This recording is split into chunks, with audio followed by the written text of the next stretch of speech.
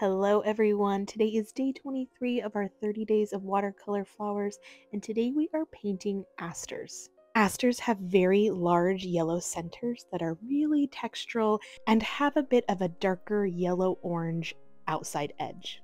Because the centers are pretty much the main focus of this flower, we are going to paint them first, and then we'll focus on the purple petals.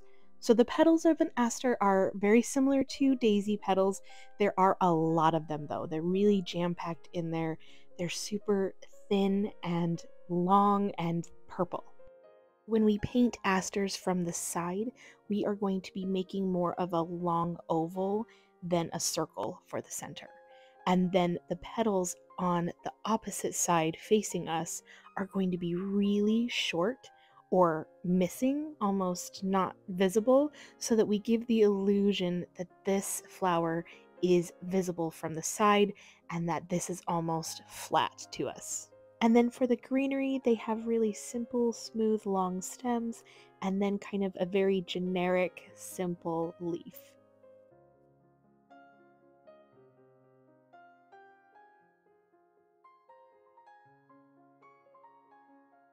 Alright, so to start, we're going to pick up some of our brightest yellow. We're going to mix that with some of our darker yellow that we already have on the palette. To get just a medium tone yellow, we want a really light, watery wash, and we're going to dab that into our circle for the center. We want lots of texture, lots of feeling to the center, not just a flat, smooth oval. And we're going to paint all of our centers first and then place the petals.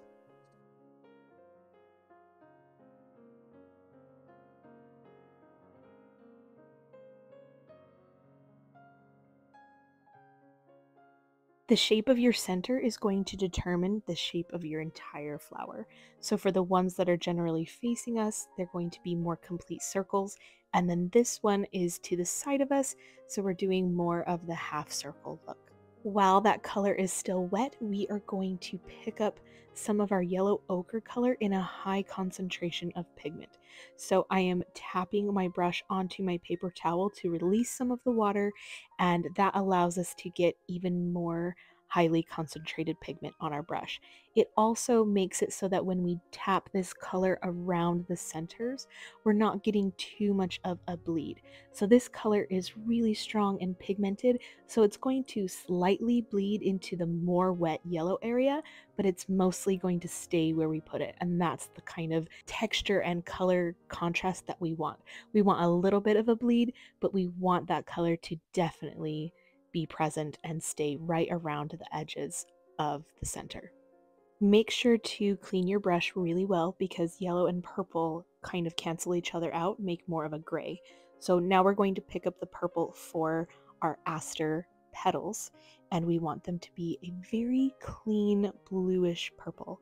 It's definitely a more watery wash, not very pigmented, because with watercolor, we want to start with our lightest colors first. We can't really go back and add the lighter highlights as well.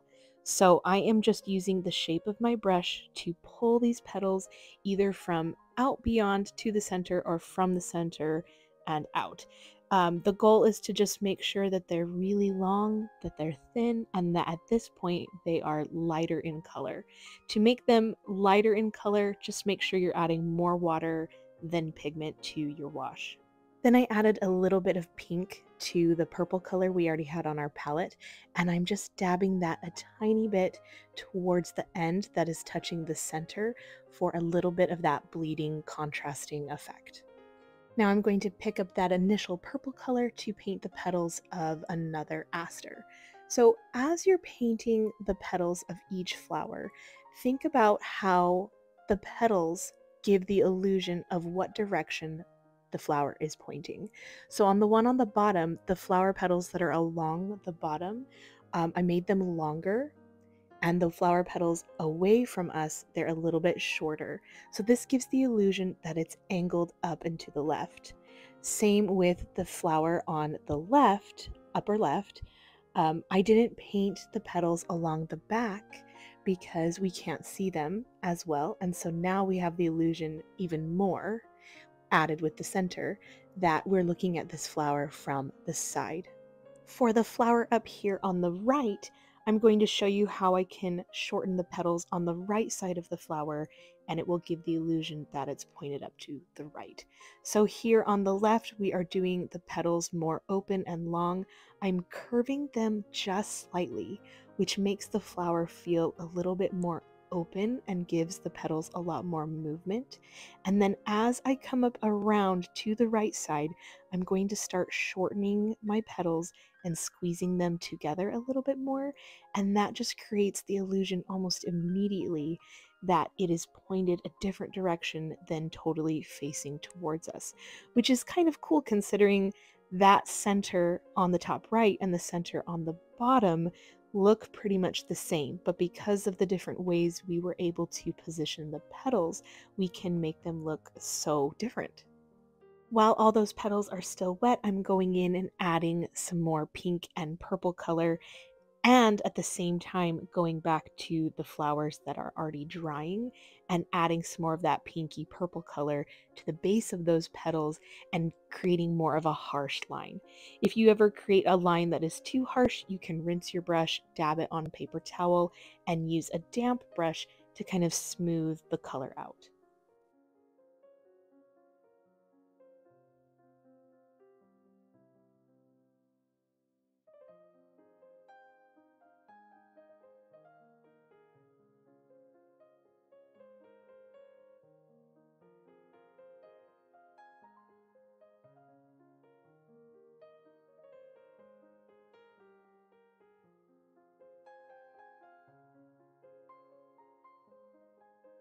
We're going to let the flower petals completely dry, and we're going to work on the center some more.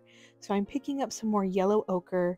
I'm taking it straight from the palette, so it's very heavily concentrated, not very much water, and I'm going to continue to dot it around the centers. I'm also going to slightly start bringing it up into the middle of the center, into the highlight, but not fully into the highlight. We want to maintain the highlight, but we want to start creating the idea that the whole center is textured, but that we just have that darkened detail on the edges.